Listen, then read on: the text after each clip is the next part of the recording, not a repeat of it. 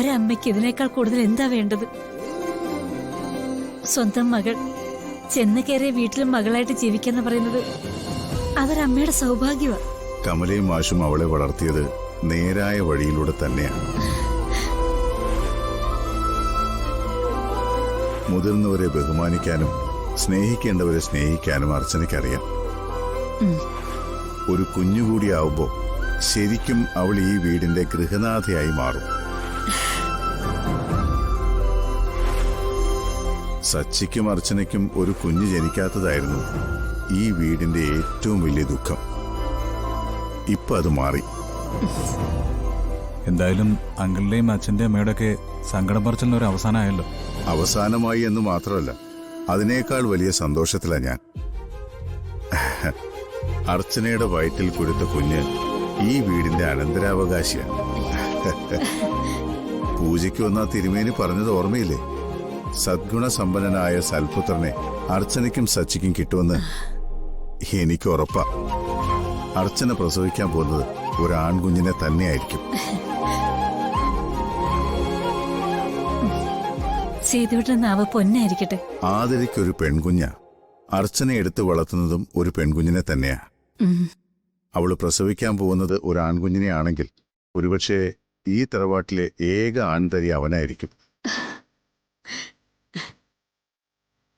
എത്ര ട്രീറ്റ്മെന്റുകൾ നടത്തി, ഏതെല്ലാം ഡോക്ടർമാരെ പോയി കണ്ടു. ഇപ്പോഴാ എന്റെ മോളുടെ സങ്കടം ഈശ്വരൻ കണ്ടത്. ഓരോന്നിനും ഓരോ സമയമുണ്ട് കമലെ. ജനനവും മരണവും തീരുമാനിക്കുന്നത് നമ്മളല്ലല്ലോ, ഈശ്വരനല്ലേ. അർച്ചനയ്ക്കൊരു കുഞ്ഞ് പിറക്കാൻ ദൈവം തീരുമാനിച്ച സമയം ഇതാ. അമ്മേ, ഇങ്ങനെ സംസാരിച്ചു തന്നാ മതിയോ? അച്ഛനെ കാണണ്ടേ? മുറിയിലുണ്ട്. എന്തായാലും നിങ്ങളെ കാണുമ്പോ അവൾക്ക് സന്തോഷാവും. നിങ്ങൾ അകത്തേക്കല്ലേ? ഞാൻ മാഷിനെ ഒന്ന് വിളിക്കട്ടെ.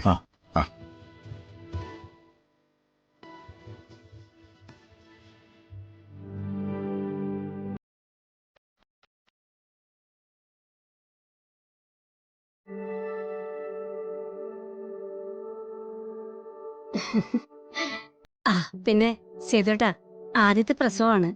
അത് പെൺവീട്ടുകാരുടെ അവകാശമാണ് അല്ലേടാ? ഏയ്, അവകാശങ്ങളൊന്നും ഞങ്ങൾ എടുക്കുന്നില്ല. പക്ഷേ ഞങ്ങള് ചെറുക്കൻ വീട്ടുകാർക്കും ചില കടമകളൊക്കെ ഉണ്ടല്ലോ. 5-ാം മാസം വയറ് കാണൽ ചടങ്ങ്, 7-ാം മാസം വിളിച്ചു കൊണ്ടുപോകും. പിന്നെ പ്രസവം കഴിഞ്ഞ് 56 ദിവസം കഴിയുമ്പോ അമ്മയും കുഞ്ഞിനെ ഞങ്ങൾ തിരിച്ചിവിടെ കൊണ്ടാക്കും. 2 മാസം അർച്ചന ഈ വീട്ടിലില്ലാന്നൊക്കെ പറഞ്ഞ എനിക്കത് ചിന്തിക്കാൻ തന്നെ വയ്യ. പിന്നെ സേതുവേട്ടാ, ഈ 2 മാസം എന്ന് പറയുന്നതൊക്കെ ഇതാന്ന് പറഞ്ഞ പോലെ അങ്ങ് തീരത്തില്ലേ?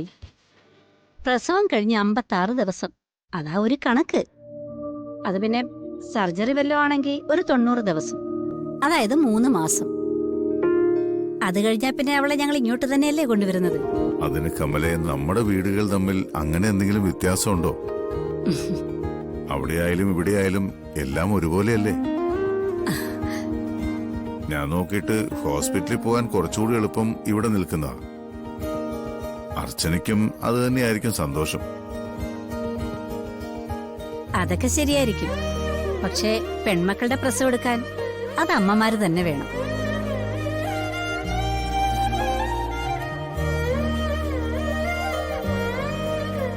അല്ല, നിങ്ങൾ എന്തിനെ കുറിച്ചാണ് സംസാരിക്കുന്നത്?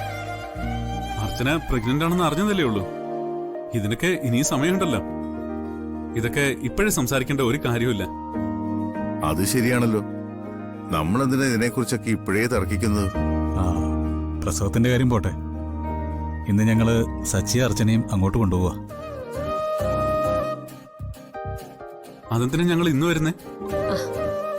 മോനെ, അവിടെ നമ്മുടെ കുടുംബക്ഷേത്രത്തിലേ ഞങ്ങൾ ചില വഴിപാടുകൾ നേർന്നിട്ടുണ്ട്. അതൊക്കെ നടത്തണമെങ്കിൽ നിങ്ങളും കൂടെ വേണം. നാളെ തന്നെ നമുക്കതെല്ലാം നടത്തണം. എന്തു പറയുന്നു? ഞങ്ങൾക്ക് വരാൻ ബുദ്ധിമുട്ടൊന്നുമില്ല. പക്ഷേ ഇന്ന് ഞങ്ങൾക്ക് ഡോക്ടറെ കാണാൻ പോകേണ്ടതാ. നമുക്കിത് മറ്റൊരു ദിവസത്തേക്ക് മാറ്റിവെക്കാം. മോനെ, അതിന്റെ ആവശ്യമുണ്ടോ? ഡോക്ടറെ കണ്ടിട്ട് നിങ്ങൾ വൈകിട്ട് രണ്ടാളും കൂടെ അങ്ങോട്ട് വന്നാ പോരെ? നാളെ ക്ഷേത്രത്തിൽ പോയി നേർച്ചയെ വഴിപാടും ഒക്കെ നടത്തിയിട്ട് നിങ്ങൾക്ക് തിരിച്ചു പോരാലോ. അമ്മേ, ഹോസ്പിറ്റലിൽ ചെന്ന് ഡോക്ടറെ കണ്ടു കഴിയുമ്പോ എന്തെങ്കിലും ടെസ്റ്റുകളൊക്കെ ഉണ്ടാവും. ഓ ആ, എന്നാ ശരി. അങ്ങനെയാണെങ്കിൽ നിങ്ങൾ നാളെ വന്നാ മതി. എന്താ? നാളെ വരുന്നതിന് യാതൊരു ബുദ്ധിമുട്ടുമില്ല. ഞാനിതേ അർച്ചനയോടൊന്ന് ചോദിക്കട്ടെ. ഉം. ആ.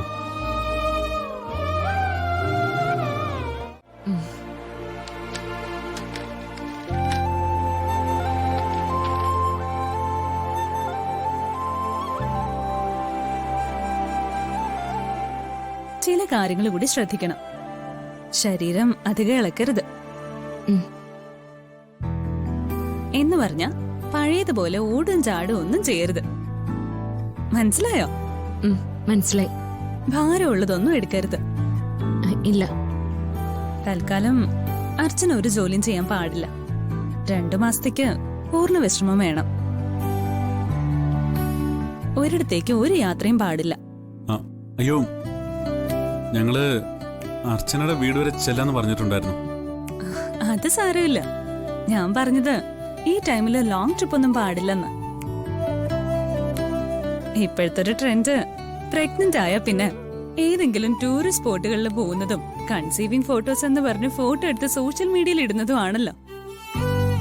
അതൊന്നും വേണ്ടെന്നാ പറഞ്ഞത്. മനസ്സിലായോ? ശരി ഡോക്ടർ, ഞങ്ങക്ക് അങ്ങനെയുള്ള ഹോബീസ് ഒന്നുമില്ല. അതുപോലെ തന്നെ രാവിലെ എഴുന്നേൽക്കുമ്പോഴും രാത്രി കിടക്കുമ്പോഴും ശ്രദ്ധിക്കണം.